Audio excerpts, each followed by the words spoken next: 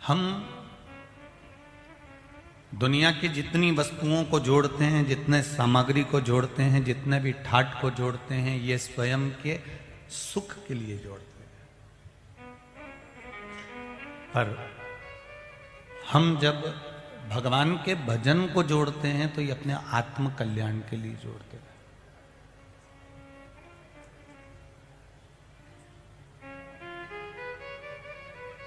हम जब भगवान का भजन करने के लिए बैठते हैं, भगवत नाम कीर्तन करने के लिए बैठते हैं, भगवत स्मरण करने के लिए बैठते हैं, तो ये हम इस आत्म कल्याण के लिए बैठते हैं, इस मन चित्त वृत्ति के कल्याण के लिए बैठते हैं।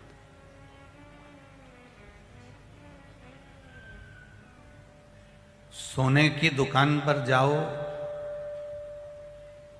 सोनार की दुकान पर जाओ, जब अंगूठियां लेते हैं तो अंगूठी लेने वाला व्यक्ति जब बैठता है और फिर अंगूठी जब लेता है तो वो अंगूठी की डब्बी में जब अंगूठी पैक कर कर देता है तो वो अंगूठी की जो डब्बी है, लेने वाला ग्राहक उस डब्बी को देखता रह जाता है। अंगूठी से ज्यादा सुंदर तो उसकी डब्बी नजर आती है।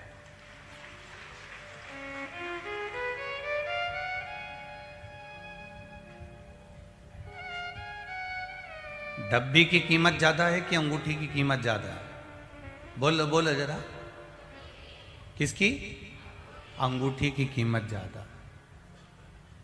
डब्बी की इतनी कीमत नहीं, भले वो सुंदर जरूर है पर उसकी कोई कीमत नहीं है, कीमत है अंगूठी की। उसी तरह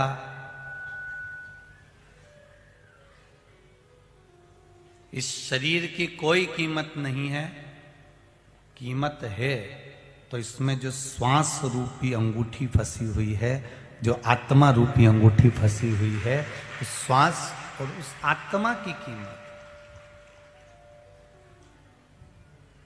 पर हम डब्बी को देखकर खुश हो गए, हम इतनी अंगूठी को देखकर खुश नहीं हुए जितनी डब्बी को देखकर खुश हुए। कितनी सुंदर है रे राम, कितनी बढ़िया है। उनका छोरा, उनकी छोकरी बड़ी सुंदर है, उनका डीकरा डीकरी बड़ी सुंदर है। अब हमने केवल डब्बी का स्वरूप देखा, हमने केवल डब्बी देखी और डब्बी का स्वरूप देखा कि ये कितनी सुंदर डब्बी लग रही है, पर हम ये नहीं देख पाए कि इसका मन सुंदर है कि नहीं, इसकी आत्मा सुंदर है कि नहीं, इसकी चित्तवृत्ति सुंदर है कि नहीं, ये हमारे परिवार को लेकर चलने वाली है कि नहीं है। जिस लड़के के साथ लड़की को ब्याया जा रहा है, लड़का दिल से, हृदय से, आत्मा से सुंदर है कि नहीं, हम ये नहीं देख पाए। हमने केवल डब्बी देखी।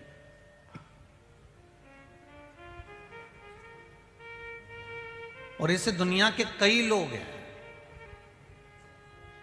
आज के समय के नवयुवक, छोरा छोरी, नवयुवक, लड़के लड़कियां ये डब्बी के चक्कर में ही फंसे हुए हैं, ये सोने की अंगूठी को प्राप्त नहीं कर पा रहे। एक ने डब्बी देखी थी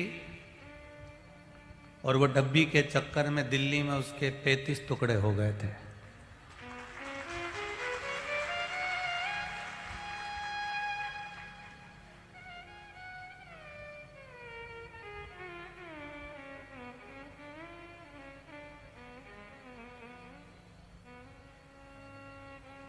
डब्बी बाहर से दिखने में सुंदर हो सकती है, डब्बी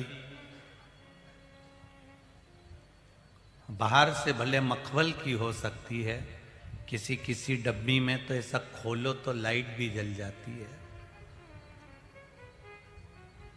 देखी तुमने? देखी नहीं देखी है?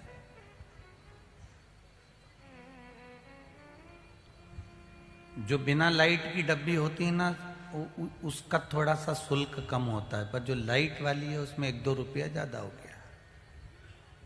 तो किसी किसी डब्बी में, अंगूठी की डब्बी में लाइट भी जल जाती है, तो कोई कोई डब्बी तो बड़ी सुंदर होती है और किसी किसी डब्बी में लाइट भी जलती है, मतलब वो रोज नई नई एक्शन कर कर दिखाएगा तुमको कि मेरे पास इतनी गाड़ी है, मेरे पास इतना बंगला है, मैं तुझे अच्छे से रख लूँगा, तू अपना सनातन धर्म छोड़ दे, तू अपना हिंदू धर्म छोड़ दे, मेरे पास आ जा, मैं तुझे संभाल लूँगा। उसने चमक दिखाई।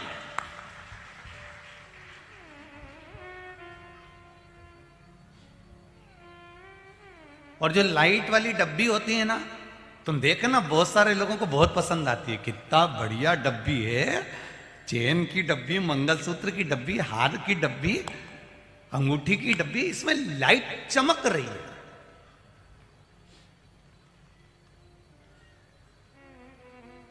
अब सुनार से पूछो, क्या तुमने ये डब्बी फ्री में दे दी?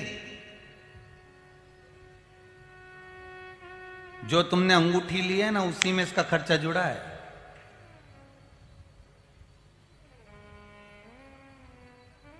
वो चमक दिखाकर तुमसे शादी जरूर कर लेगा, पर तुमसे कुछ पाने के लिए, अर्थात खर्चा निकालने के लिए ही तुमका प्रयोग करेगा, इससे ज्यादा कुछ नहीं कर सकता।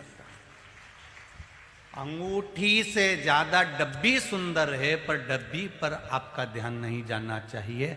हमें अंगूठी से मतलब है साहब, हमारी अंगूठी कितनी सुंदर है, हमारी आत्मा, हमारा चित्त, हमारा मन, हमारी वृत्ति, हमारा हृदय कितना सुंदर है, उस पर आपका ध्यान जाना चाहिए।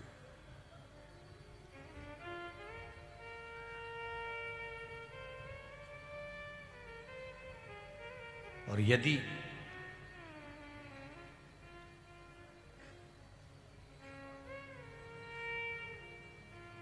आपका चित्त, आपका मन, आपकी बुद्धि आप परमात्मा में लगाए हुए हो, भगवत भजन में लगाए हुए हो, भगवत स्मरण में लगाए हुए हो, तो ये मानकर चलिए कि आपकी चमक के आगे डिब्बी की कोई चमक नहीं हो सकती। आपकी आत्मा की चमक और चित्त की चमक प्रबल रहेगी।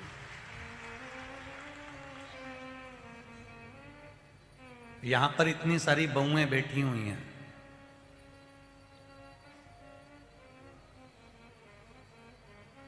और यहां पे ये 2 3 4 डोकरियां बैठी हुई हैं, बूढ़ी बूढ़ी। इनकी बहुओं को भी खड़ा कर दो इनके पास में, पर इनकी चमक के आगे बहू की चमक जीरो है।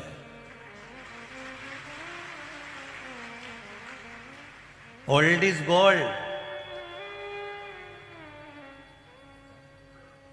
इनका पहनावा, सिर पे पल्लू लेना, बोर, नथनी, हार, चुड़ला, पायल, करदोनी, और इससे बढ़कर है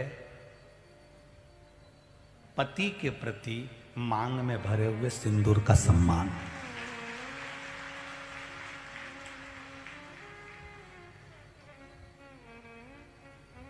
सारी दुनिया की कंपटीशन हो सकती है, पर मांग के सिंदूर की कोई कंपटीशन नहीं होती है। मंगलसूत्र किसी का 5,000 का होगा, किसी का 10,000 का होगा, किसी का 25,000 का होगा, किसी का 2,000 का होगा। हाथ का चूड़ा किसी का 1 लाख का, किसी का 5,000 का, किसी का 200 का, किसी का 500 का होगा। बिंदी भी किसी की 2 रुपए की, किसी की 10 रुपए की, किसी की 50 रुपए की होगी।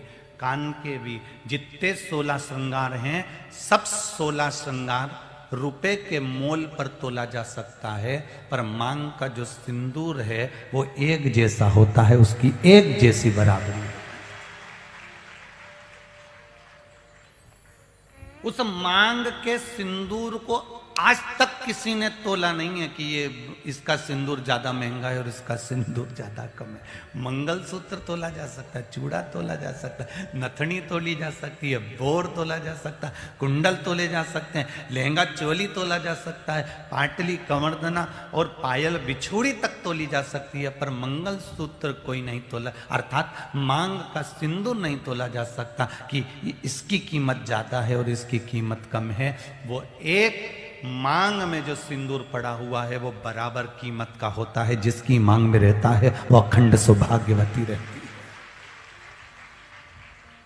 उसकी कीमत बराबर। उसी तरह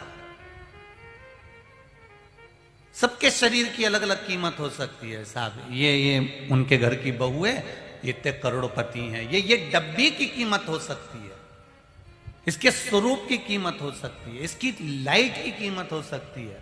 पर परमात्मा ने जब बनाया था, परमात्मा ने जब भेजा था, सोना एक ही बिस्कुट का था, सोना एक ही खान का था, सोना एक ही खदान का था। किसी ने हार बना दिया, किसी ने चूड़ा बना दिया, किसी ने चेन बना दी, किसी ने अंगूठी बना दी, किसी ने मंगलसूत्र बना दिया। आज भी पूरे दुनिया में सोने की कीमत एक जैसी रहेगी, क्योंकि बनाने वाले ने मनुष्य एक जैसा बनाया है, केवल कीमत हमने डब्बी की बढ़ाई है। परमात्मा ने आत्मा देकर भेज दिया, परमात्मा ने ये शरीर देकर भेज दिया, परमात्मा ने मन देकर भेज दिया। और जो जो लोग डिब्बी के चक्कर में फंसे उनकी जिंदगी नाश हो गई। तुम खुद श्रीमद् भागवत उठा के देख लो कि भागवत जी में भी कहा गया कि देवता और दानव दोनों ने मिलकर मंथन किया। किया कि नहीं किया? अरे बोल, जम के बोलो जरा। किया ना? मंथन किया दोनों ने मिलकर।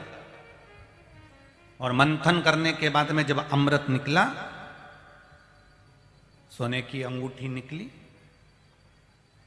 अब वो अंगूठी लेकर गए। अब उन्होंने सोचा यहां राक्षस खींच रहे हैं, यहां देवता खींच रहे हैं। तो भगवान ने एक काम करा, सुनार की दुकान में भगवान ने सोचा कि डब्बी तैयार करके भेज देता हूं, लोग डब्बी में उलझ जाएंगे। और भगवान ने मोहिनी स्वरूप धारण करा और सब डब्बी में फंस गए। फंसे कि नहीं फंसे?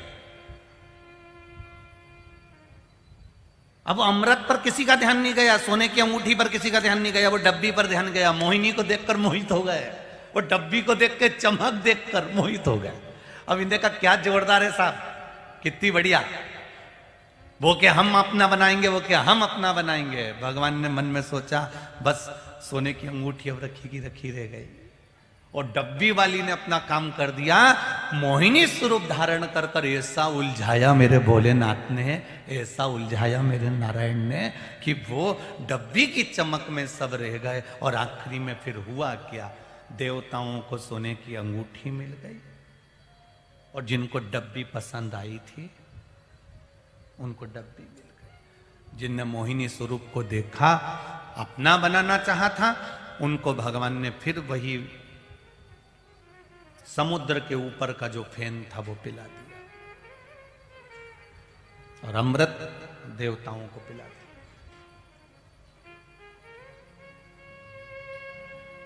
अपनी आत्मा की कीमत, अपने चित्त की कीमत, अपनी बुद्धि की कीमत, अपनी वृत्ति की कीमत को जानिए। और जिस दिन इस मन की कीमत को, इस शरीर की कीमत को, इस विचारों की कीमत को, इस हृदय की कीमत को, इस आत्मा की कीमत को, अपनी वाणी की कीमत को पहचान जाओगे, उस दिन जीवन की सारी सार्थकता पा जाओगे।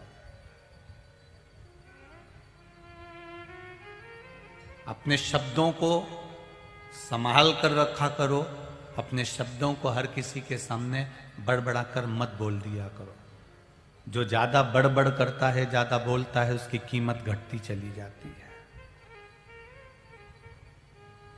कौवा दिन भर काऊ काऊ करे तो उसको कोई नहीं सुनता, पर कोयल कभी कभी बोलती है तो लोगों को अच्छा लगता है कि बोली है तो उसका आनंद होगा। कोयल बोली है मतलब कोई मौसम आने वाला है, कोयल बोली है मतलब जरूर कुछ होने वाला है, कोयल बोली है मतलब आम पक गए, कोयल बोली है मतलब जरूर कोई फल पका हुआ मिल गया है। अर्थात उसके बोलने पर कीमत है हमारी।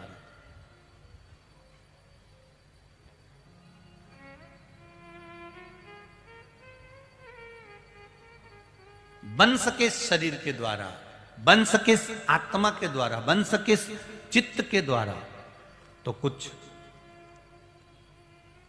इस आत्मा के द्वारा, इस चित्त के द्वारा बन सके तो अच्छा करने का प्रयास करिए।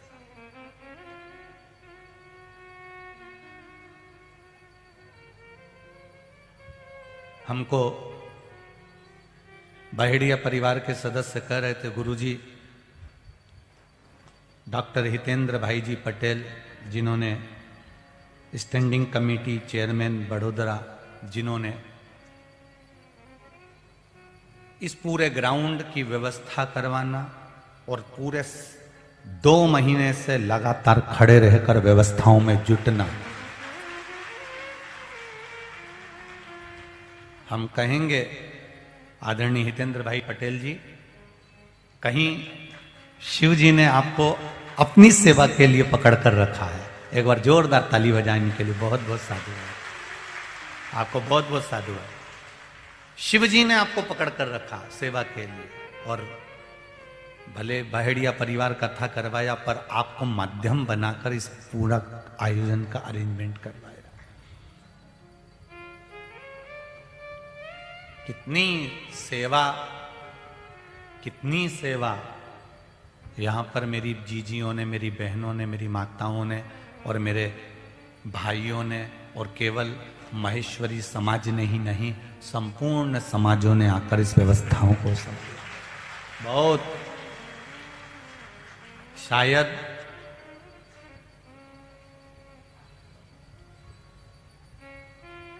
जितनी जगह भी कथा हुई हैं उन कथाओं में व्यवस्थाओं के मामले में एक एक भक्त को नाश्ता, चाय, भोजन, दूध, बिस्कुट, टोस्ट, टॉफी, शायद ऐसी व्यवस्था कहीं नहीं देखी अभी तक नहीं। जो व्यवस्था है,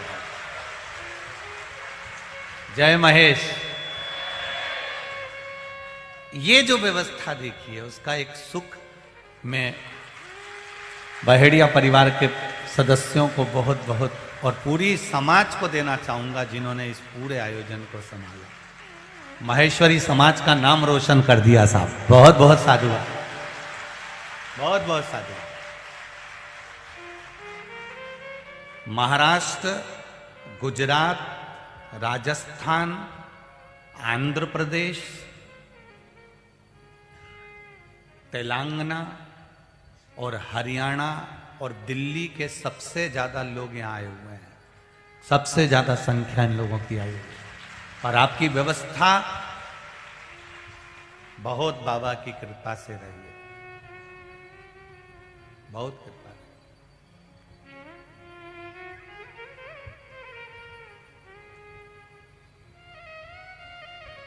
और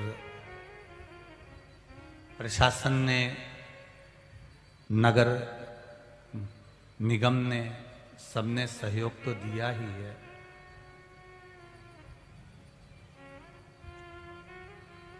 कल वर्ल्ड बुक ऑफ रिकॉर्ड वालों ने भी पुरस्कार दिया है इस कथा को। किस चीज का रिकॉर्ड का पुरस्कार दिया है कि एक पुलिस कर्मी नहीं लगा और पूरी कथा हो गई।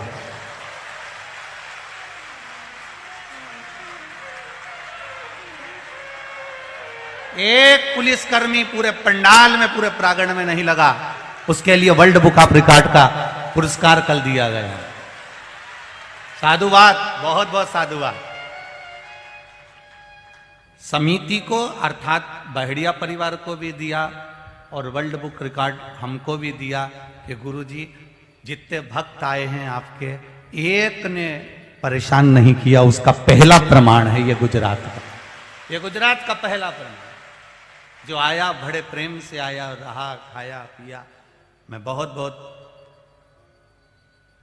साधुवाद देना चाहूंगा संपूर्ण। और ये पुरस्कार केवल बहेड़िया परिवार को या हमको नहीं मिला है, ये पुरस्कार संपूर्ण महेश्वरी समाज को प्राप्त हुआ है, संपूर्ण भारतवासियों को प्राप्त हुआ है। ये कोई साधारण सा नहीं है महाराज। आपका भजन, आपका कीर्तन, आपका स्मरण, कितनी सेवा करी है, खूब शरीर मिला। इस डब्बी को कितना भी लाइट लगा लो, पर आखिरी में अंगूठी निकलने के बाद तो कोई काम की है। किसी छोरा छोरी के हाथ लग गई ना तो उसकी एक एक लाइट निकाल के पटक देगा। और थोड़े दिन के बाद में डब्बी का ढक्कन अलग, डब्बी अलग। फिर उसके थोड़े दिन बाद में उसका जो मखवल है वो अलग। फिर अंदर जो उसके स्प्रिंग लगा वो अलग। अंगूठी निकली कि डब्बी की कोई कीमत नहीं है, भले उसमें लाइट लगी रहे चाहे कुछ भी लगे रहे। श्वास निकली उसके बाद इस शरीर की कोई कीमत नहीं है, चाहे इसको पेयर से धो लो चाहे फेरन लवली लगा लो। तो तुमने आज तक सुना कि कोई मर गया और उसको ब्यूटी पार्लर ले गए? नहीं, रोज जाती थी, आज भी मेरी बहू को पार्लर जरूर ले जाओ, ले जाओ। रोज जाती थी, आज भी ले जाओ।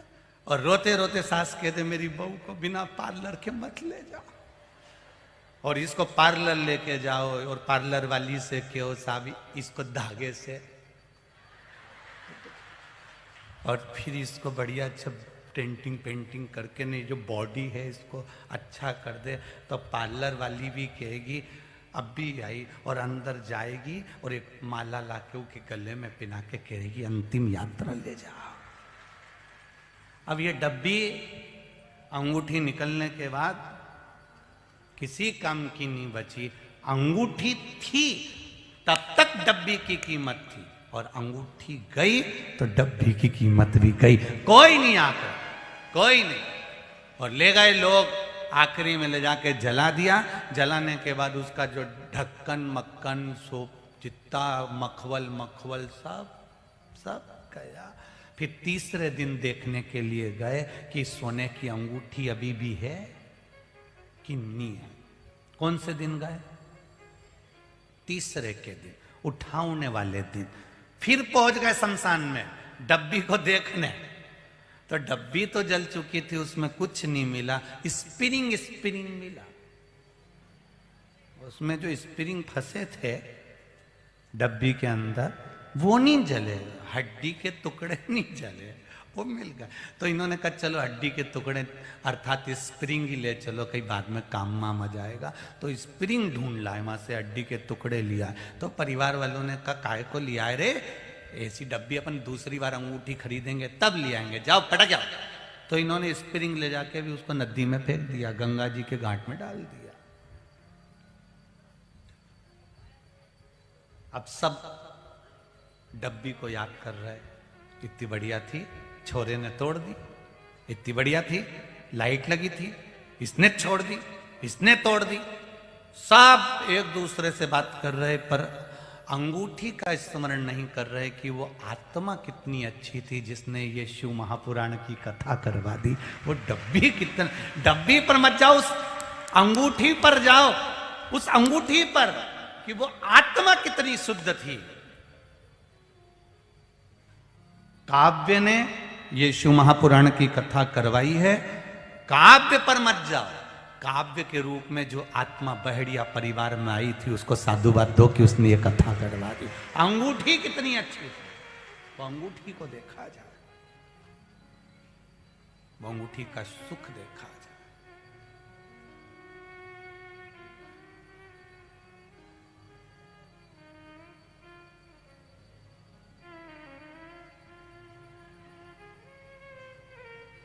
बाप और बेटे का प्रेम किसको कहते हैं, कल हमने जाना है इस बहड़िया परिवार में। ये कथा बहड़िया परिवार को नहीं मिल रही थी, पर केवल इस काव्य के कारण ये कथा देना पड़ी, और ये कथा हुई वो काव्य के कारण हुई। इस काव्य के ताऊ, चाचा, पापा, ताई, चाची, माँ, बुआ, इनका जो परिवार है, दादा दादी, ये सब वास्तव में एक आनंद है। कल जब परिवार के लोगों ने कहा गुरुजी काव्य के पापा को आप मीठा दे दीजिए ना, ये इन्होंने काव्य की सेवा करते करते, काव्य को निहारते निहारते, उसकी दवाई गोली उसका सब व्यवस्था करने में मिठाई खाना छोड़ दी थी कि मेरा बेटा ठीक हो जाएगा तब पाऊंगा।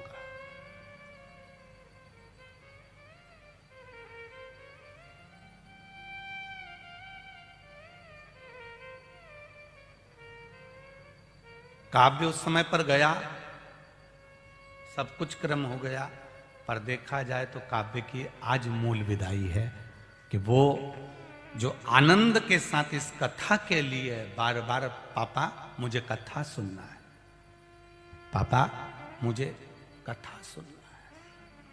मैंने शिव पुराण पढ़ी है बाबू, पापा आज सियोर वाला महाराज ने यह कहा था, मैंने उसको शिव पुराण में ढूंढ लिया, आज शिव पुराण में मैंने यह पढ़ा है।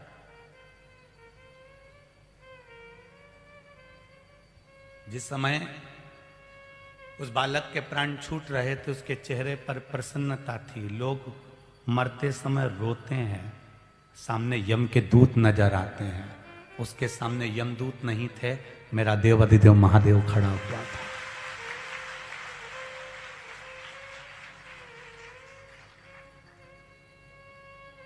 स्नेह था, एक पिता और पुत्र का प्रेम, एक माता और पुत्र का प्रेम क्या होता है, ये बहेड़िया परिवार ने सीखा है।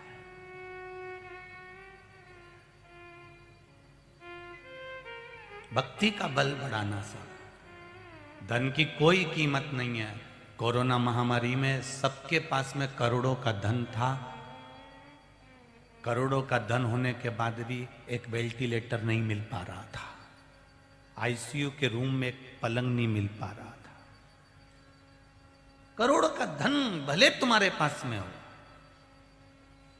पर उस धन से बड़ा धन है जो आपने ये शिव महापुराण की कथा कराकर इतने लोगों की सेवा करी है। ये पूंजी आपकी कभी खत्म नहीं होने वाली। वो बेटा अभी हमको लेकर आता है, वो हमेशा एक ही बात कहता, गुरुजी हमको ऐसा वर देकर जाना हमारे चाचाओं को, बहेड़िया परिवार को, पूरे सभी को, कि आप बड़ोदरा बार बार आते रहें, आप पहुंचते रहें। आपके भीतर भक्ति का बल बढ़ गया, और भक्ति के बल पर तो परमात्मा भगवान राम चाहते तो अयोध्या में बैठकर या वन में रहकर भी रावण को मार सकते थे और सीता को ला सकते थे। रावण को मारने के लिए राम नहीं गए थे, वो तो शबरी अम्बा तप में लीन थी, रोज झाड़ू लगाती थी। वो शबरी के लिए मेरे राम को वन में जाना पड़ा था। भक्तों के लिए भगवान बन जाते हैं, भक्तों के लिए भगवान लीला करते हैं। लोग कहते हैं भगवान कृष्ण को द्वारका जाने की क्या जरूरत थी? बताओ, कंस के सम्मुख में भगवान कृष्ण को रण छोड़ बढ़ने की जरूरत क्या थी? युद्ध का मैदान से भागने की जरूरत क्या थी? भगवान ने एक एक लीला को कर कर मेरे राम और कृष्ण ने आपको दिखाया है कि संसार में आए हो तो संसार की सारी लीलाओं का स्मरण करना पड़ेगा। संसार में आने के बाद, इस संपूर्ण ब्रह्मांड में आने के बाद में आपको अपने जीवन की कुछ कुछ जो जीवन के पहलू हैं उनका स्मरण करना पड़ेगा।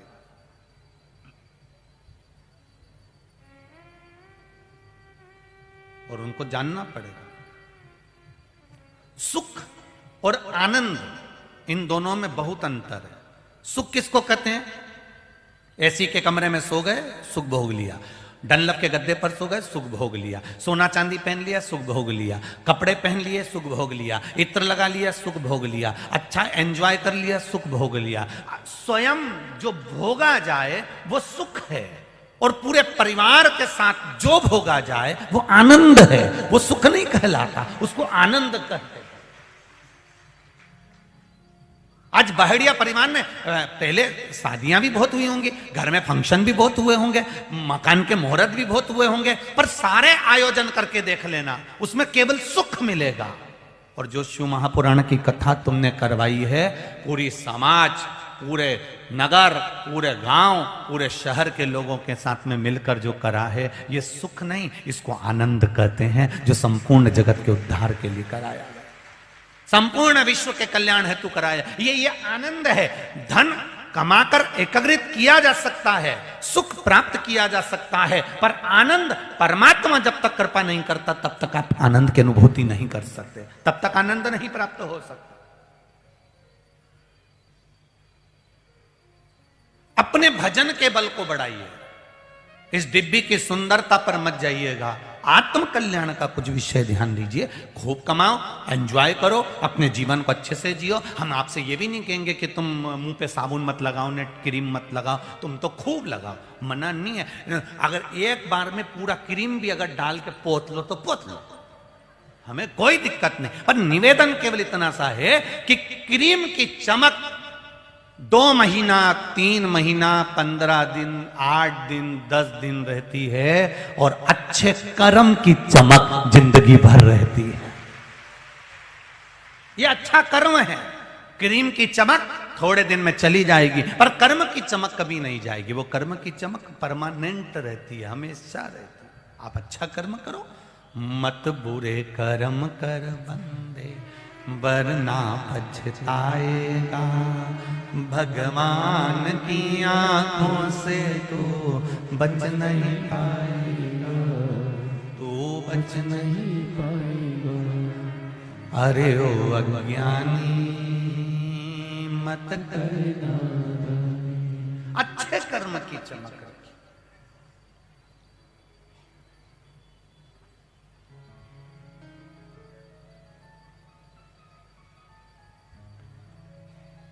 और जब अच्छे कर्म की चमक आपके पास में रहेगी तो जीवन में कहीं ना कहीं आपको कोई तकलीफ भोगना नहीं पड़ेगी।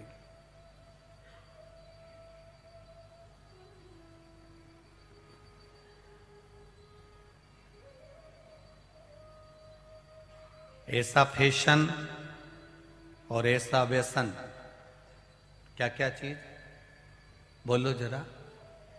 फैशन और व्यसन, व्यसन मतलब नशा आदि का आदि। ऐसा फैशन और ऐसा व्यसन कभी मत करना जिसमें अपने धर्म की और अपने धन की हानि होती हो। ऐसा व्यसन भी नहीं करना और ऐसा फैशन भी नहीं करना।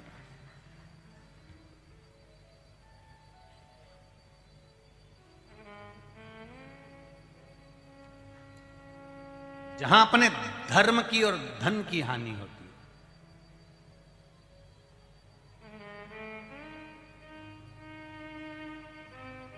भगवान की अविरल भक्ति, भजन, कीर्तन, स्मरण करो जितना बन सके। एक क्षण का मिले तो एक क्षण का करो, 2 क्षण का मिले 2 क्षण का करो। ज्यादा बहुत घंटों तक भगवान के मंदिर में भी मत बैठना, नहीं तो भगवान भी कहेंगे घर जा रहे काय को बैठा है, क्यों इतना समय बर्बाद कर रहा है। थोड़ा कर्म करो, कर्म करो, कर्म करो। हम बार बार कहते कर्म से पीछे मत हटो, खूब मेहनत करो, पर भगवान पर विश्वास रखकर मेहनत करना कि मुझे इसका फल मिलेगा, जरूर प्राप्त होगा।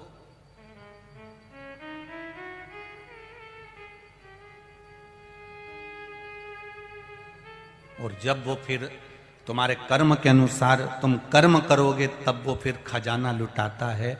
तब वो फिर जब खूब खजाना लुटाने लगता है, फिर कोई कमी नहीं करता।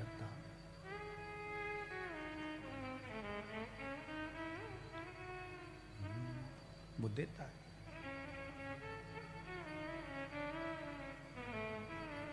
महाराज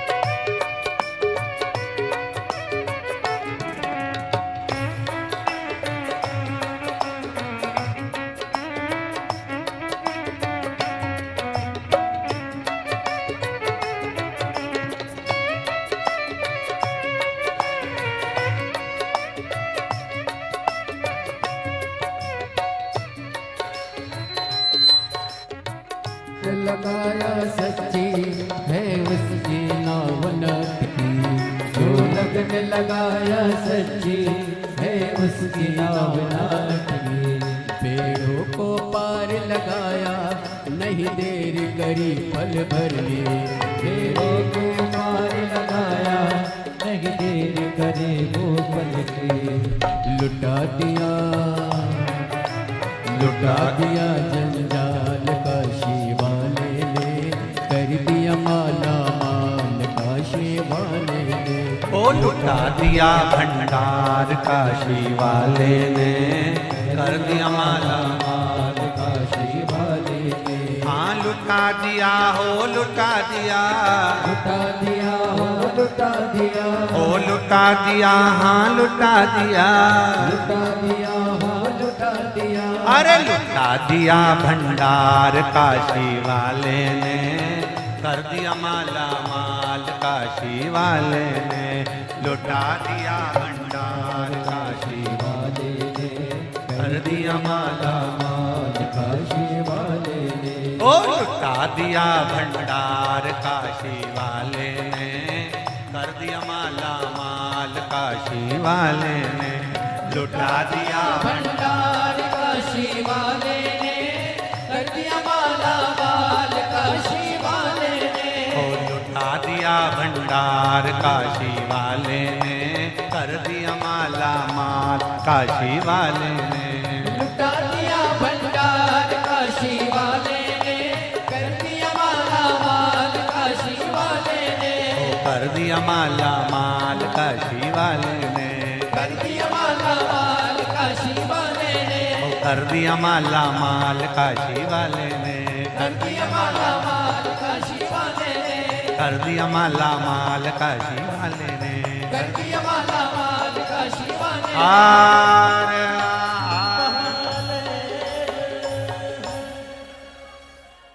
अपने स्थान पर बैठकर भगवान शिव के मूल मंत्र का स्मरण करेंगे।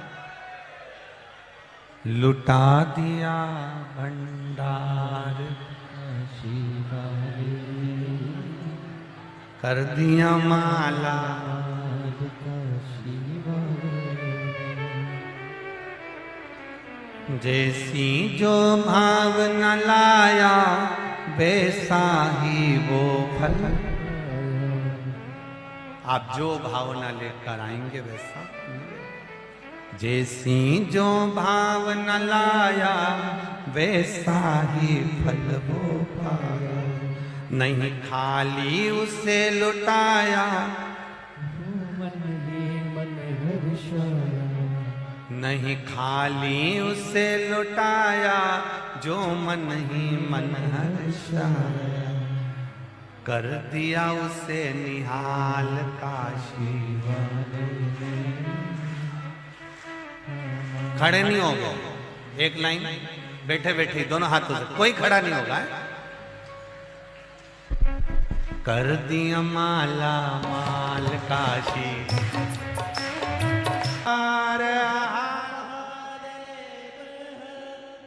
भगवान शिव का ओघड़ी का मूल मंत्र का स्मरण आप और हम सब भाव से करेंगे। श्री शिवाय नमस्तुभ्यं, श्री शिवाय नमस्तुभ्यं, श्री शिवाय नमस्तुभ्यं, श्री शिवाय नमस्तुभ्यं, श्री नमस्तु। भोला सब दुख काटो ओ भोला सब दुख काटो। शिव शंकर जपूं तेरी माला, भोले बाबा जपूं तेरी माला। भोला सब दुख काटो ओ भोला सब दुख काटो। शिव कथा कर रही है, भगवान शंकर का संवाद कर रहा था। आपका भजन, आपकी भक्ति आपके पूर्व कर्म के पापों को भी काट देता। अच्छा देखिए, कर्म का भोग तो स्वयं भोगना, कोई दूसरा तो भोगने वाला नहीं है। अपने को खांसी आएगी तो अपन को ही खांसना पड़ेगा, अपने को छींक आएगी तो अपने को ही छींकना पड़ेगा। अपन बीमार होंगे तो दुख भी अपने को ही भोगना पड़ेगा। और अपने लिए भजन भी, बोलते जाओ जरा, अपने को ही। एक भजन वो भी होता है, कोई मर जाता है तो घर की बहुएं एकादशी देती है। छोटी बहू ने 2 एकादशी दे दी, किसी ने 5 दे दी, किसी ने 4 दे दी। अब ईमानदारी से बताओ, जो मरने वाली थी वो तो चली गई, अब तुमने एकादशी दी तो उसको मिली कि नहीं मिली, इसकी गारंटी क्या है? पर जो मरी, अगर उसने एकादशी करी होगी तो उसको किसी की एकादशी की जरूरत नहीं, उसकी खुद की एकादशी उसको तार दे।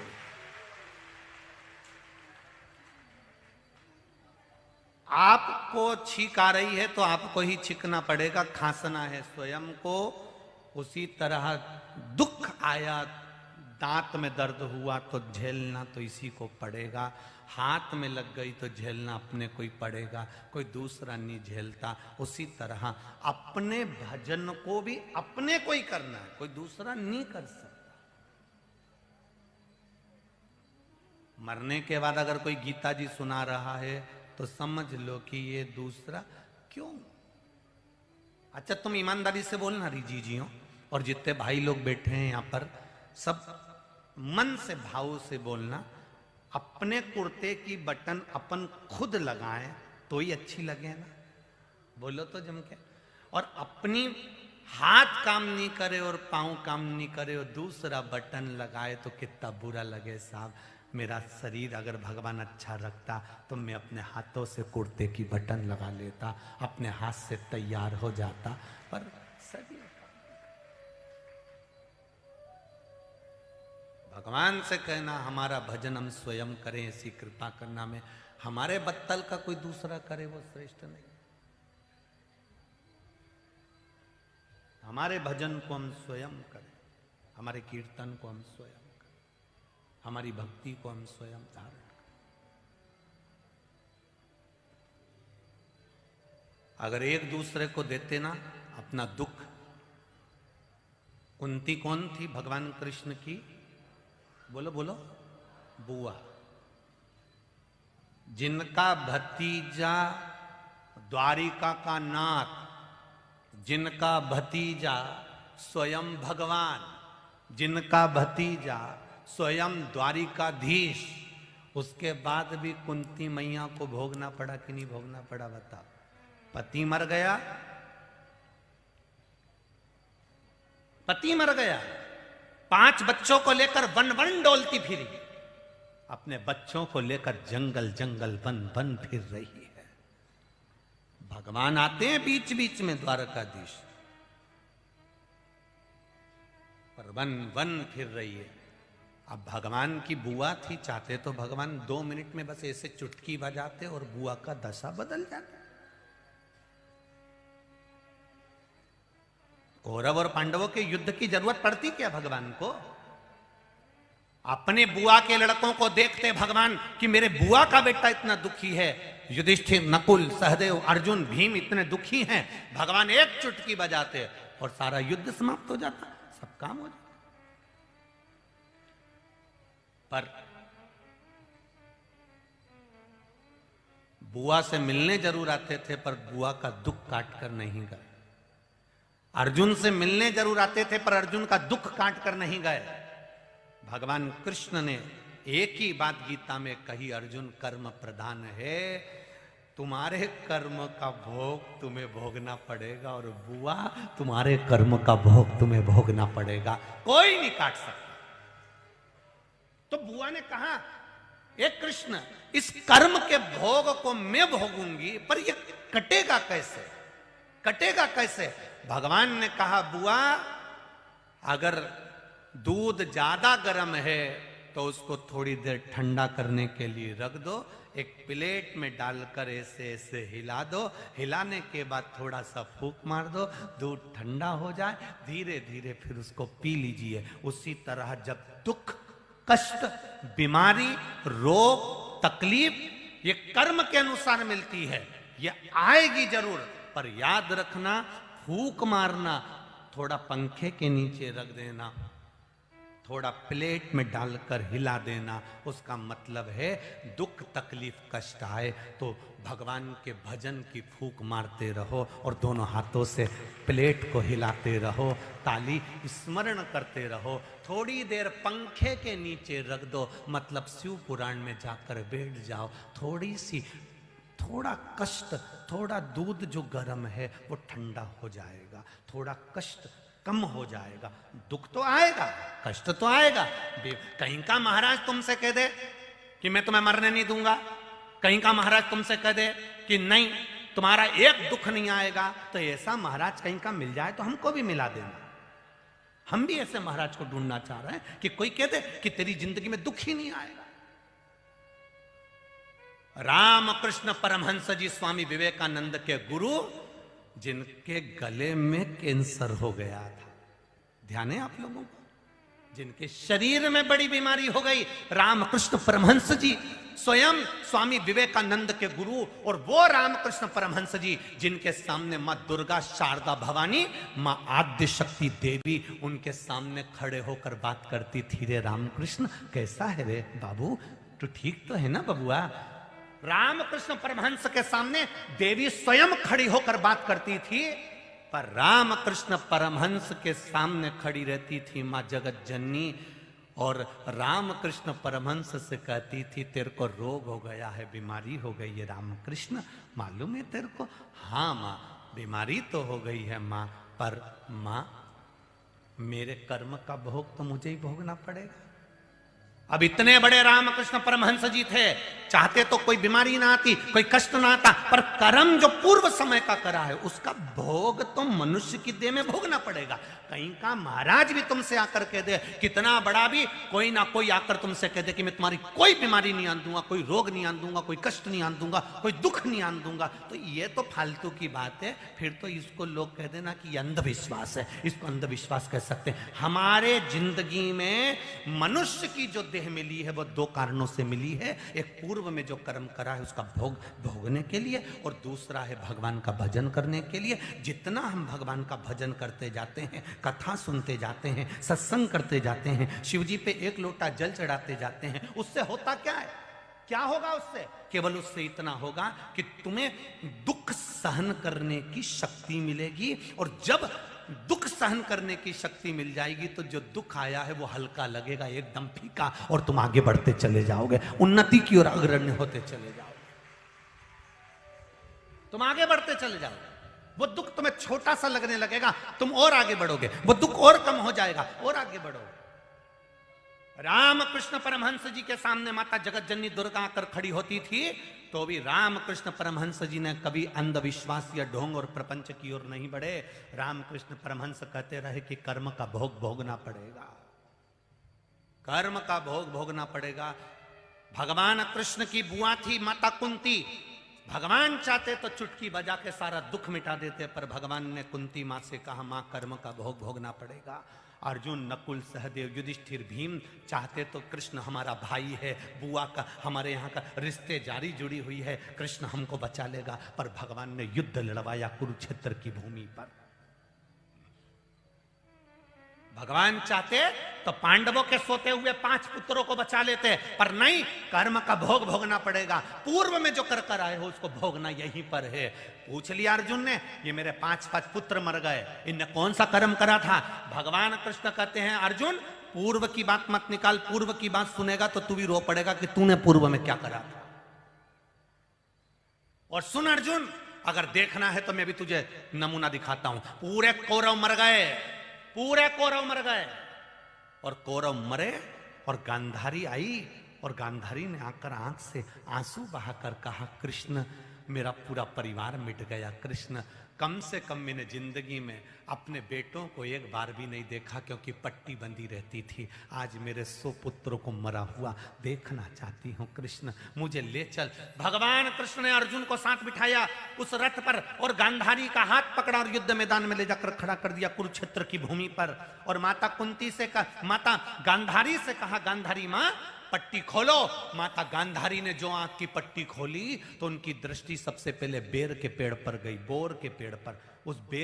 उस बोर पर जब दृष्टि गई तो गांधारी उस बेर को तोड़ने लगी। तोड़ने के लिए हाथ ऊंचा करा, इतनी देर में हाथ नहीं जाता तो एक शव को पकड़कर लाई, फिर दूसरे शव को पकड़कर लाई। धीरे धीरे सारे शवों का ढेर लगाया। गांधारी उस पर खड़ी हो गई और बेर खाने लगी। नीचे उतरी, कन्हैया से कहा, कन्हैया मेरे बेटों का दर्शन करा दे।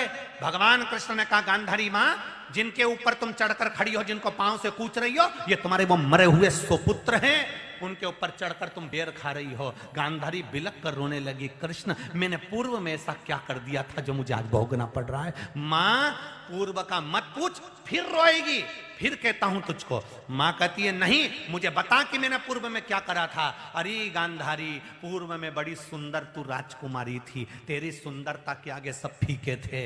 एक हाकिम तेरे यहाँ आ गया और उस हाकिम ने कहा, राजकुमारी जी मैं तुम्हें बुढ़ापे तक सुंदर बनाने की दवा दे सकता हूं और तुम बुढ़ापे में भी सुंदर दिखोगी, कभी बुढ़ी नहीं होगी। तो तुमने कहा, बनाओ दवा। हाकिम ने कहा, राजकुमारी जी दवा बनाने के लिए थोड़ी हिंसा करना पड़ेगी। भले हिंसा कर दो पर दवा बनाओ। तब हाकिम से, राजकुमारी जी तुमने पूछा दवाई के लिए क्या चाहिए मुझे बता। तो उस हाकिम ने कहा, मुझे 100 केचुए ला कर दो। 100 केचुए ला कर दिए, तुम्हारे हाथ से तुमने ला कर दिए और तुम्हारे सामने वो केचुओं को पीसा गया, कूटा गया। वो केचुए जो कूटाए पिसाए लोंदे गए, उससे दवाई बनी और तुमने शरीर पर लगाया और तुम सुंदर तो हो गई राजकुमारी जी। वो 100 केचुए जो तुमने हाकिम को दिए थे और मरवाए थे, वो 100 केचुए तेरे गर्भ से जन्म लेकर तेरे सामने मरे पड़े हैं। ये तेरे कर्म का भोग है, ये तेरे कर्म का भोग है। अर्जुन सोचे कि मेरा भाई है कृष्ण, मेरे सखा है कृष्ण, मेरे को संभाल लेंगे, युद्ध लड़ने की जरूरत नहीं पड़ेगी। तो यह कर्म का भोग है, भोगना पड़ेगा। भीम को भोगना पड़ेगा, युधिष्ठिर को भोगना पड़ेगा, नकुल सहदेव को भोगना पड़ेगा। भीष्म पितामह बाणों की सैया पर पड़े हैं। एक मात्र सांप सामने आ गया था और उसको उठवाकर बाण की नोक से एक कांटों की बमूल की झाड़ियों में पटक दिया था और सांप तिल तिल कर मरता रहा था। तो भीष्म पितामह को मरना पड़ा। कहीं का तुमसे कह दे कि मैं तुम्हारे को दुख नहीं आने दूंगा, न तकलीफ नहीं आने दूंगा, न बीमारी नहीं आने दूंगा, तो समझ लेना पक्का झुठेला है। ऐसा कहीं का महाराज नहीं होता जो कह दे कि कर्म का भोग नहीं भोगना पड़ेगा। कर्म का भोग तो भोगना पड़ेगा, पर भगवान के भजन के साथ में, शंकर जी को एक लोटा जल चढ़ाने के साथ में, शिव की स्तुति करने के साथ में, भगवत भजन करने के साथ में, कलयुग में राम नाम और कृष्ण नाम का स्मरण करने के साथ में हमारा जो दुख है वो आएगा जरूर, पर कट जाएगा। कुंती से पूछा गया, कुंती मां तू मुझे बार बार क्यों याद करती है भगवान कृष्ण को। तब कुंती ने कहा, जब तू मेरे सामने आता है तो मैं दुख को भूल जाती हूँ। जब जब शिव पुराण तुम्हारे सामने टीवी पर आती है तुम भी दुख को भूल जाते हो। भगवान करुणा करना चाहते, हमारे कर्म का भोग हमको भोगना है, हमारे दुख को हमें भोगना है। और जब हमारे दुख को हमें भोगना है तो वो भजन के बल पर उसको काटना चालू करो। एक लोटा जल शिव जी को चढ़ाकर उस दुख को काटना प्रारंभ करो। भगवान शंकर की पूजन कर कर, एक बेलपत्र समर्पित कर कर उस दुख को काटना चालू करो। दुनिया में कोई तुम्हारे दुख को नहीं काट सकता। केवल तुलसीदास जी ने लिखा, कलयुग केवल नाम आधारा। संसार का दुख कटता है तो भगवान के नाम से कटता है। तुम भगवान का नाम लो, एक लोटा जल चढ़ाओ, शंकर जी का भजन करो। किसी आलतू फालतू के चक्कर में मत पड़ो, नहीं तो जिंदगी नाश हो जाएगी। पर भगवत भजन में जो चित्त लगाया तो जीवन सार्थक हो जाएगा। कहीं नहीं जाना, हमें राम नाम, कृष्ण नाम, शिव नाम में जुड़ा।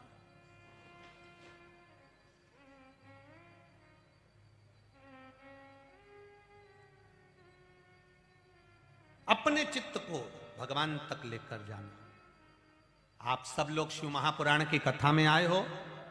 कथा तो आज विराम हो जाएगी, 12 तारीख को बैतुल में चालू हो जाएगी 1 बजे से 4 बजे तक। पर जितने भी यहां कथा सुनने के लिए आए हो, आपने अपना चित्त, अपना मन, अपना समय, अपना हृदय भगवान में लगाया है।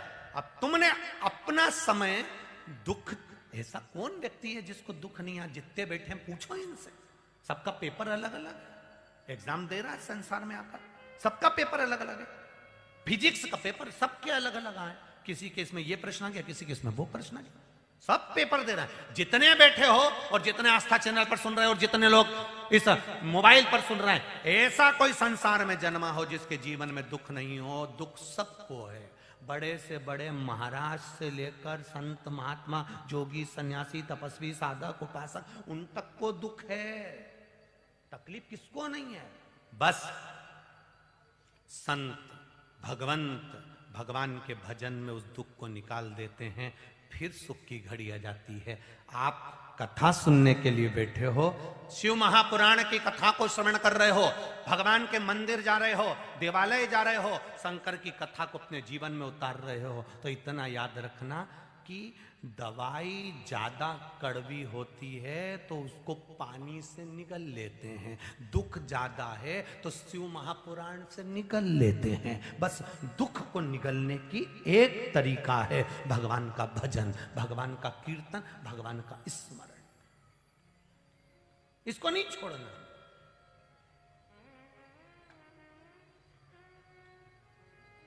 मान लो नौकरी नहीं लग रही, सर्विस नहीं लग रही, आपकी तकलीफ भोग रहे, नहीं लग रही, इंटरव्यू पे इंटरव्यू दिया, कर्म करने में पीछे मत हटो, फिर तैयारी करो, और अब की बार तैयारी करो तो फिर शिव महापुराण का स्मरण कर कर, भगवान शंकर को 1 लोटा जल चढ़ाकर, 1 बेलपत्री चढ़ाकर, अब क्या होगा?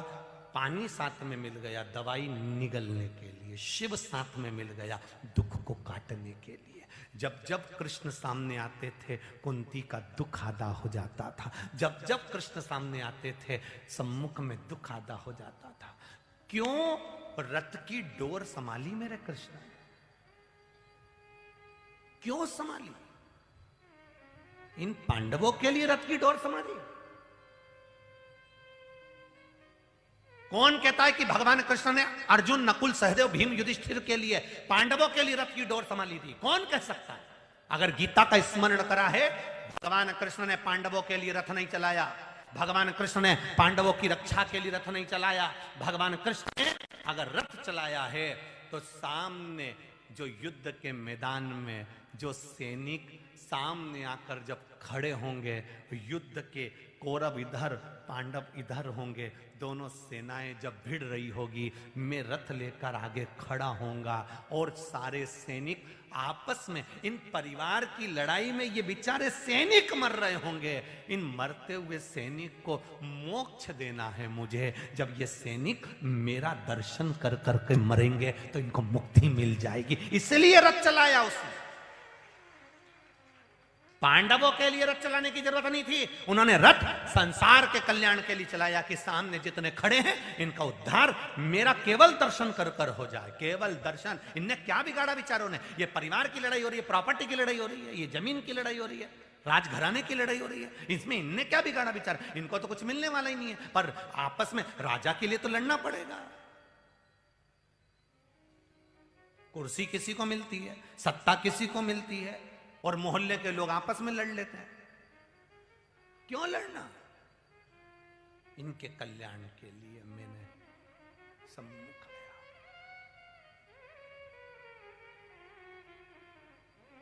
लड़ रहे हैं आपस में। एक पति पत्नी झगड़ा कर रहे थे रास्ते में, पति बोला डॉक्टर बनाऊंगा, पत्नी बोली इंजीनियर बनाऊंगी। मेरे बेटे को मैं डॉक्टर बनाऊंगा, वो कि मेरे बेटे को मैं इंजीनियर बनाऊंगा। संत वहीं से निकल कर जा रहे थे, उनने पूछ लिया क्यों झगड़ रहे हो? पिताजी कह रहे हैं मैं बेटे को डॉक्टर बनाऊंगा, मां कह रही है मैं बेटे को इंजीनियर बनाऊंगी। संत ने कहा तुम दोनों आपस में मत सोचो, बेटे को बुला लो, उससे पूछ लो वो क्या बनना चाहता है। पति पत्नी दोनों ने कहा अभी तो वो हुआ ही नहीं है, 3रा महीना चल रहा है, संत ने भी हाथ जोड़कर कहा, बेटा अंदर ही रहना, निकल नहीं मत।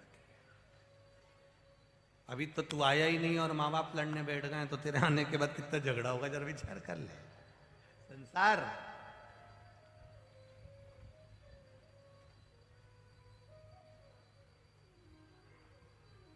भगवान से कहा करो, सांवरिया सेठ, मेरे जन्म से पहले तूने 9 महीने पहले सूचना दे दी थी कि 9 महीने पहले मालूम पड़ गया था कि आने वाला है। कितने महीने पहले? 9 महीने पहले मालूम पड़ जाता है कि आने वाला है।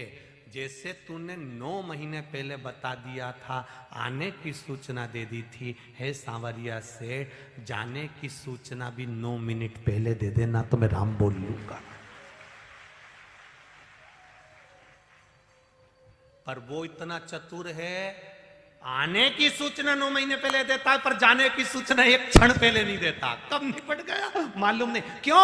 भगवान जानते हैं कि मरते समय अगर इसने मेरा नाम ले लिया तो इसको कैलाश लाना पड़ेगा, नारायण बोल लिया ले जाना पड़ेगा बैकुंठ, कृष्ण बोल लिया गौलोक धाम ले जाना पड़ेगा। अगर ये भगवान का भजन मरते समय कर लिया तो इंद्र को नीचे आना पड़ेगा और इंद्र का सिंहासन इसको देना पड़ेगा। इसलिए जन्म लेने 9 महीने पहले मालूम पड़ जाता है कि होगा, तुम्हारे आने की सूचना हो जाती है, पर मरने की सूचना तो 1 मिनट पहले भी नहीं मालूम पड़ती कि कब मरेगा। कई तो डॉक्टर भी कह देते अब इनकी अंतिम सांसें चल रही है, घर ले जाओ। जो घर ले गए मालूम पड़े 2-3 साल निकल गए। 4 बार तो गीता जी सुना दी, 2 बार गंगा जल पिला दिया, गोबर लीप के जमीन पे सुला दिया, डोकरी फिर जिंदा, फिर नहीं मरी। फिर डोकरी ने कहा चाय बना ला अदरक डाल के, थोड़ा पुदीना डाल देना चाय, फिर जिंदा। और खूब कहा था बड़े बड़े विद्वानों ने, इनकी तो खूब लंबी उम्र है, खूब जिएंगे खूब जिएंगे। मालूम पड़ा साइलेंट अटैक आ गया। साइलेंट अटैक मतलब जानते हो तुमको? मालूम ही नहीं पड़ा। कल ही तो इन्होंने बहुत अच्छे से ढोकला खाया था, कड़ी ढोकला बहुत अच्छे से खाया, 3 मठरी भी खाई थी। रात को बोले मेरे को 1 गिलास दूध दे दे, मैंने दूध भी दे दिया। फिर बोले मेरे को 4 बिस्कुट ला दे, बिस्कुट भी दे दिया। सवेरे मालूम ही नहीं पड़ा कब चले गए। साइलेंट।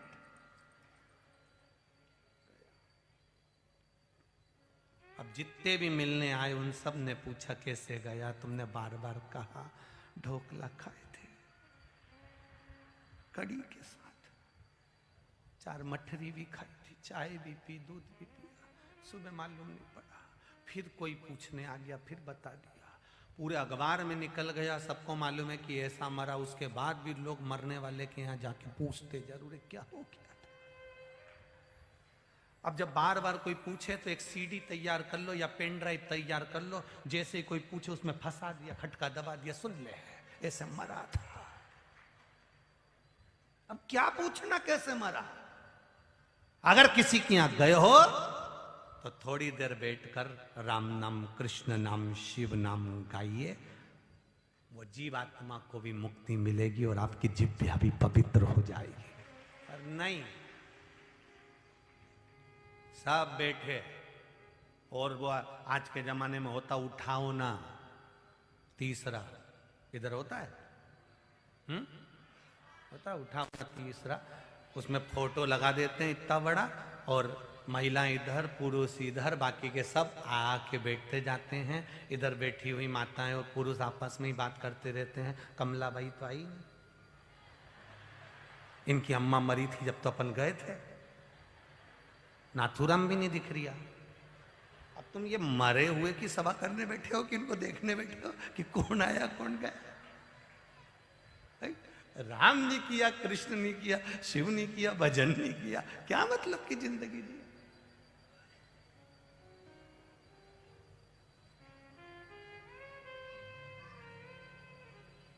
कौड़ी कौड़ी माया जोड़ी,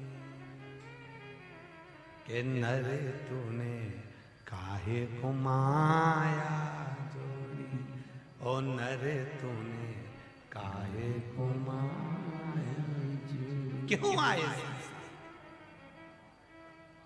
हमारे दुख हमको काटना है, अपना छींकना अपने को है, अपना खांसना अपने को है, अपना दर्द अपने को सहना है, तो अपना भजन भी बोलो जम के अपने को करना है। राम नाम, कृष्ण नाम, शिव नाम अपने को लेना, कोई नहीं काट सकता। कुंती बुआ के दुख नहीं काट सके भगवान। राम जी के ऊपर कितना दुख पड़ा, राम जी ने काटा नहीं, अपने कर्म का भोग काटना। सीता जी ने एक चिड़िया को कैद में रखा तो माता जानकी को कैद में रहना पड़ा। बाली को छुपकर मारा था तो उस बाली ने कृष्ण अवतार में आकर पूरा हिसाब पूरा करा। जरा नाम का व्याघ्र बनकर भगवान कृष्ण के पांव में बाण मारा। हिसाब तो वापिस करना ही पड़ेगा।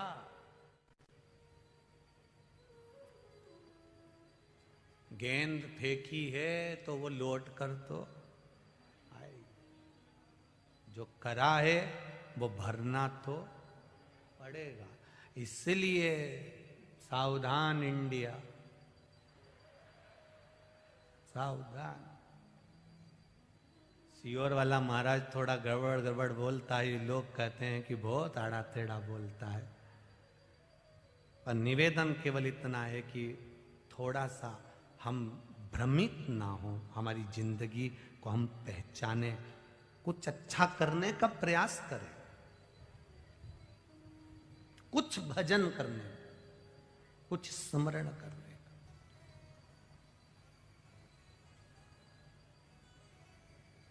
और जब भजन का बल बढ़ जाएगा तो ये दुख अपने आप कटना प्रारंभ होगा। दुख कटता कैसे? भजन से। कोई कदम नहीं कि कोई तुम्हारे दुख को काट दे, तुम्हें खुद काटना पड़ेगा। तुम्हें खुद भगवान का भजन करना पड़ेगा। तुम्हें खुद शिवजी के मंदिर में जाके एक लोटा जल चढ़ाना पड़ेगा। तुम्हें स्वयं जाकर भगवान शंकर के मंदिर में एक बेलपत्र चढ़ाना पड़ेगा।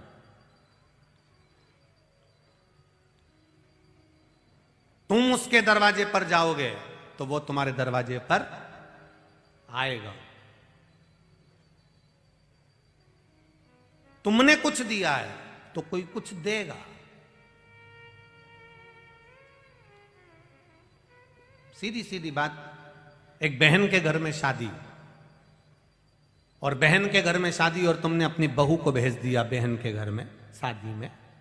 बहू गई, अब बहन के घर में शादी में तुम्हारी गई हुई बहू फैलारा उठाएगी क्या? काम करेगी क्या? बर्तन उठा के रखेगी क्या? नहीं, वो तो मौसी सास की आई है, तो वो तो डेंटिंग पेंटिंग करके कुर्सी पे बैठ जाए, उसे कोई मतलब नहीं कि मौसी सास की आई वो तो। और अगर बहन के घर शादी में बहन आती तो फैलारा उठाती कि नहीं उठाती, काम करती कि नहीं करती? सब काम कर लेती। तू जा, तू अपना काम कर ले, मैं उठा लूंगी, कपड़े की घड़ी मैं बना लूंगी, बर्तन मैं रख दूंगी, सामान मैं रख दूंगी। बहन के घर में बहन गई है तो फैलारा उठा लेगी, बहू आई है तो वो नहीं उठाई।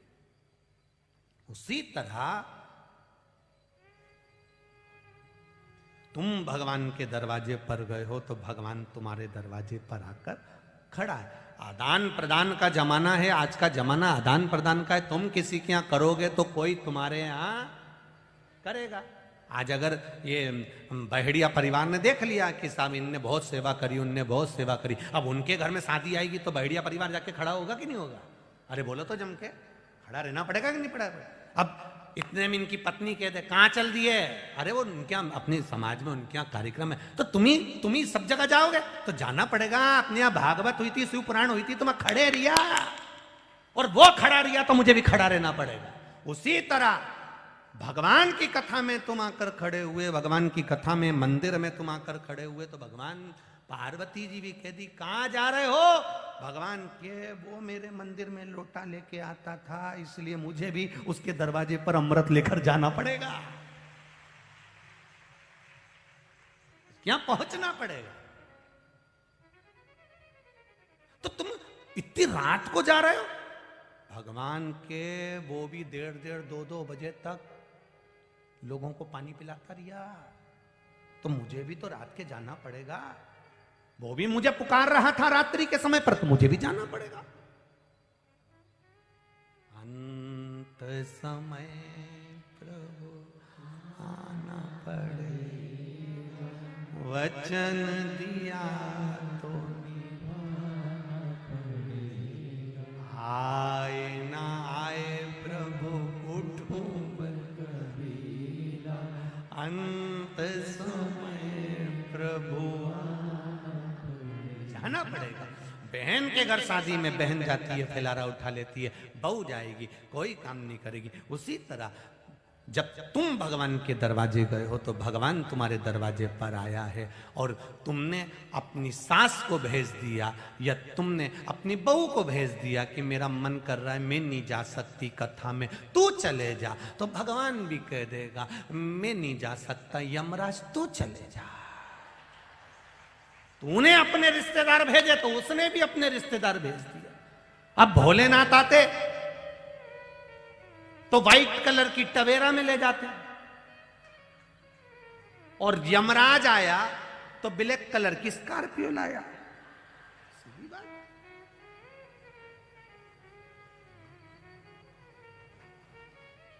पर इन दोनों में भी एक और है, एक और है। इन दोनों के बीच में व्हाइट कलर की टवेरा और बोलो बोलो ब्लैक कलर की स्कॉर्पियो में भी, इनके बीच में भी एक और है। कहा जब मेरे भोलेनाथ को जाने में देरी हो जाती है तो नाथ मेरे शंभू कह देते हैं नारायण मैं समाधि में लीन हूं, मेरे भक्त को लेने तू चले जा, तेरे भक्त को लेने में चले जा। तो किसी ने, इंद्र ने पूछ लिया एक बार भगवान शंकर से, तुम हमेशा शंकर भगवान नारायण भगवान को क्यों भेजते हो, मुझे भेजा करो, मैं एरावत हाथी लेकर चले जाऊंगा, मेरे पास में तो सफारी है, मैं सफारी ले जाऊंगा, मैं अच्छी वाली गाड़ी ले जाऊंगा, और मेरे पास तो बहुत बड़ी गाड़ी पड़ी है, खूब जोरदार, मेरे पास तो ट्रक भी रखा है। तुम बोले तो को ले जाओ। भगवान बोले नहीं, भगवान नारायण जाएंगे। तो किसी ने एक दिन पार्वती जी ने पूछ लिया कि तुम क्यों जा रहे हो, तुमने नारायण को क्यों भेज दिया। शंकर भगवान बोले हरि तुझे मालूम नहीं है, बड़ोदरा में बहुत ट्रैफिक जाम रहता है तो 2 व्हीलर कहीं से भी निकल जाती है, इसलिए मेरे भगवान के पास में 4 व्हीलर है, यमराज के पास 4 व्हीलर है, और मेरे नारायण के पास में 2 व्हीलर है, कहीं से भी आता है और आकर लेकर चले जाता है, बहुत चतुर है वो। उसने कहा ये कहीं से भी निकल सकती, हमने देखा, हम बत्ती चुराई, ये चुराया नहीं है, ये हमको लेके आता वो अभी, और माँ रोज हम देखते कि माँ लाल बत्ती, हरी बत्ती लाल बत्ती पे हमको ले जाके खड़ा कर दे, और 2 व्हीलर वाले इतने होशियार वहां से घूम के उधर से चले जाते। हमने तो इससे भी कहा, अभी से भी हमने कहा तेरे पास भी हो तो कहीं की बुलेट मुलेट लिया दादा, अपन भी ऐसे 2 व्हीलर से धट से निकल के फट पहुंच जाए, 20 मिनट लगे यहाँ आने में, कम से कम 10 मिनट में अपन वहां। अब अंत समय प्रभु वचन दिया तो महाराज, फिर अंत समय में वो आए, ये उसकी भक्ति है। भगवान देवाधिदेव महादेव से भाव से आज कथा का विराम दिवस है। दिल से बाबा से कहें बाबा आपकी पावन कथा को श्रवण कर रहे हैं, हमारे जीवन का आनंद सुख आप प्रदान करने वाले हैं, मेरे जीवन के सारे दुखों को कष्टों को आप काटने वाले हैं।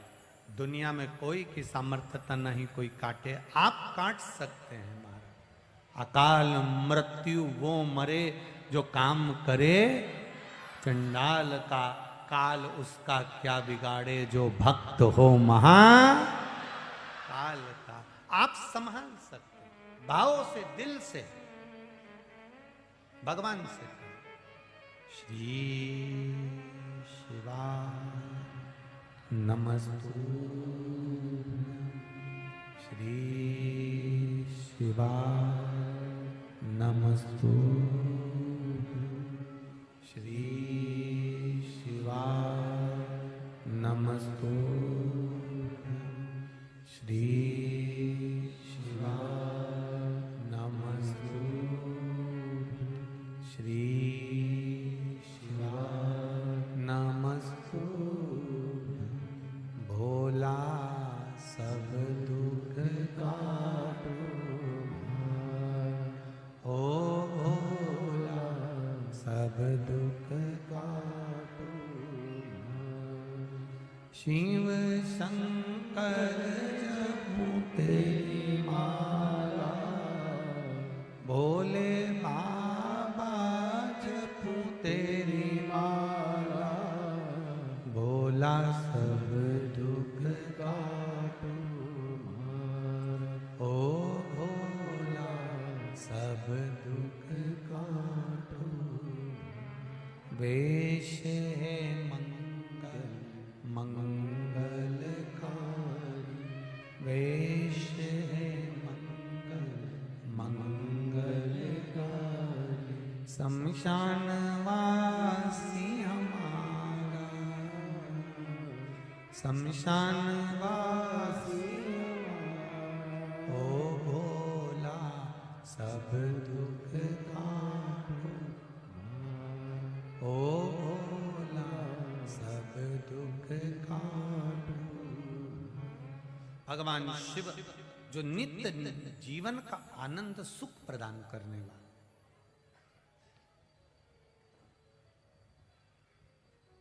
जीव के कर्मों की गति को काटने के लिए देवाधिदेव महादेव इस मृत्यु लोक में विराजित है। ब्रह्मा जी ब्रह्मलोक में, भगवान विष्णु बैकुंठ लोक में। मृत्यु लोक का अगर कोई अधिपत्य स्थापित करे हैं तो वो देव अधिदेव महादेव है। पहले कथाओं में कहा, फिर कह रहे हैं, एक बहू पूना में रहती है, एक तुम्हारे पास में रहती है। दुख आएगा सबसे पहले पूना वाली आएगी कि पास वाली आएगी? पास वाली। ब्रह्मा ब्रह्मलोक में, भगवान विष्णु बैकुंठ लोक में और शंकर जी मृत्यु लोक में पृथ्वी के देवता हैं, भूमि के देवता हैं। इस मृत्यु लोक के देवता हैं देव अधिदेव महादेव। जो तुम्हें तकलीफ आई, अगर तुमने उस महादेव को पुकार लिया, वो दौड़कर तुम्हारे पास में पहुंच जाए। सारी समस्या का हल एक लोटा जल की महत्व। एक पत्र बहुत सारे हैं, अब आज हम पढ़ना नहीं चाह रहे थे, फिर भी पढ़ लें थोड़ा सा। पढ़ना इसलिए नहीं चाह रहे थे क्योंकि इतने सारे, अब किसका छोड़े, बहुत सारे हैं आज के पत्र भी। एक पत्र देखिए। मैं पूनम निवासी मांजलपुर बड़ौदा गुजरात की रहने वाली हूं। कहीं बैठी हो पूनम जी तो हाथ हिला दीजिएगा। मैं पूनम निवासी मांजलपुर बड़ौदा गुजरात की रहने वाली हूँ। गुरुजी क्या बखान करूँ मैं। मेरे भोले बाबा का आप कहते हो कि वो 3 महीने में देता है, पर उसने मुझे 1.5 महीने में ही दे दिया। ऐसा मेरा महादेव है। गुरुजी, मेरा और मेरे पति का झगड़ा हो गया। इस दौरान में मेरे अपने मायके चली गई। मायके में गई, 6 महीने हो गए, वहां रह रही थी। तलाक की बात पहुंच गई, तलाक की फाइल बन गई, पेशियां चालू हो गई अदालत में। परेशान रहने लगी। एक दिन आपकी शिव महापुराण की कथा मोबाइल पर सुन ली थोड़ी सी, और उसमें 1 लोटा जल का वर्णन आपने करा, तो मैंने भी सोचा 1 लोटा जल में भी चढ़ा देती हूँ। और बोलती, बाबा को जल चढ़ाती और बाबा को कहती, बाबा सियोर वाला महाराज ने बोला है 1 लोटा जल चढ़ाने। पर मेरा मन है बाबा, शिव महापुराण की कथा सुनने का सियोर वाले महाराज कहते हैं, पर मेरा मन है शिव पुराण की कथा मैं टीवी पर भी सुनूं तो मेरे पति जिनके साथ मेरी शादी हुई है, तलाक लेकर नहीं, उनके साथ बैठकर, उन्हीं के घर में बैठकर सुनो बाबा। 1.5 महीना नहीं हुआ जल चढ़ाते चढ़ाते और पूरा केस समाप्त हो गया, और मेरे बाबा ने मेरे ही ससुराल में मुझे शिव महापुराण की कथा सुनवा दी। शिव तत्व है, ओ घड़ी शंकर है, वो दयालु है।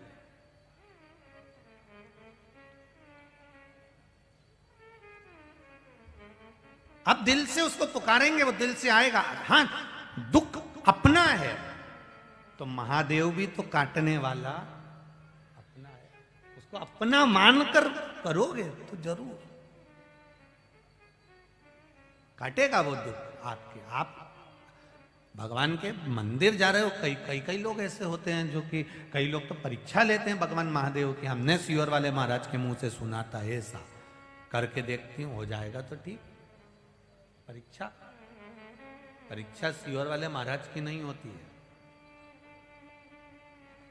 परीक्षा हमारा कुछ ना बिगड़ेगा, तुम्हारी शान जाएगी, पकड़ लो हाथ त्रिपुरारी, नहीं तो डूब जाएगी। हमारा क्या बिगड़ेगा? हमारा कुछ नहीं बिगड़ने वाला। वो तो महादेव, मेरे देव अधिदेव महादेव, मेरे भोलेनाथ, मेरे शंकर, मेरे त्रिकालदर्शी, मेरे कैलाशी, मेरे अविनाशी, मेरे शिव, वो जानते हैं कि मुझ पर भरोसा रखकर कथा कहता है, और दुनिया इस पर भरोसा नहीं मुझ पर करती है। इसलिए महादेव आप दिल से कहते हो तो वो दिल से सुनता भी है। एक पत्र और देखिए,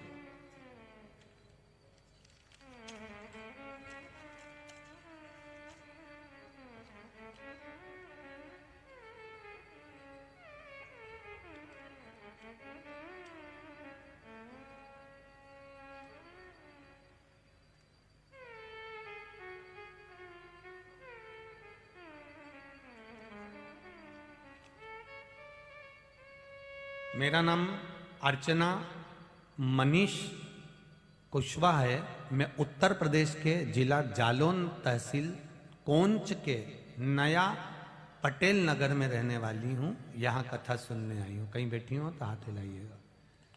महाराज शिव कथा कह रही हूँ।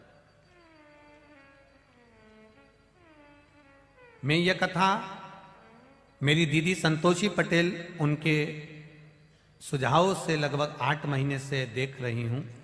प्रत्येक कथा में पूरे भाव से सुनती हूँ। सारी समस्या का हल एक लोटा जल, जिसका पालन मैं करती हूँ। और बाबा की कृपा ऐसी हुई गुरुदेव, शिवलिंग पर चढ़ाए हुए जल का मैं क्या वर्णन करूँ। मुझे थायराइड थी, दवाइयाँ चल रही थी, आराम बिल्कुल नहीं था। पर शंकर भगवान पर चढ़ाया हुआ जल आचमन करना प्रारंभ करा तो मेरी थायराइड ठीक हो गई। दवाइयां लेना बंद करी हैं। मेरे शिव जी ने मुझे संभाल लिया। ये ओघड़ी है शिव। एक नीचे उन्होंने और एक अच्छी लाइन लिखी है। 4 नवंबर देवउठनी एकादशी के समय आपने जो हल्दी वाला उपाय बताया था उसे मैंने किया, और दूसरे दिन जब मैंने देखा बाबा की कृपा से मेरा वो कार्य पूर्ण हुआ। गुरुजी आप कहते हो इस कार्य को, हल्दी वाला जो उपाय था आपने कहा था कि 1 साल में इसका रिजल्ट मिलेगा, पर मुझे बाबा की कृपा से 1 महीने के अंदर उसका रिजल्ट प्राप्त हो गया। ये शिव तत्व है, ये शंकर, ये औघड़ी है। तेरी कृपा बिना न हिले एक भी अणु, लेते हैं श्वास तेरी कृपा से। और विश्वास रखकर कहता हूं, जितने लोग कथा सुन रहे हैं बड़ौदा की इस पावन धरा पर, और जितने लोग आस्था चैनल और फेसबुक पर कथा सुन रहे हैं, यूट्यूब पर सुन रहे हैं, ये मेरा विश्वास कहता है, मेरा महादेव का विश्वास कहता है, ये मेरे शिव का विश्वास कहता है।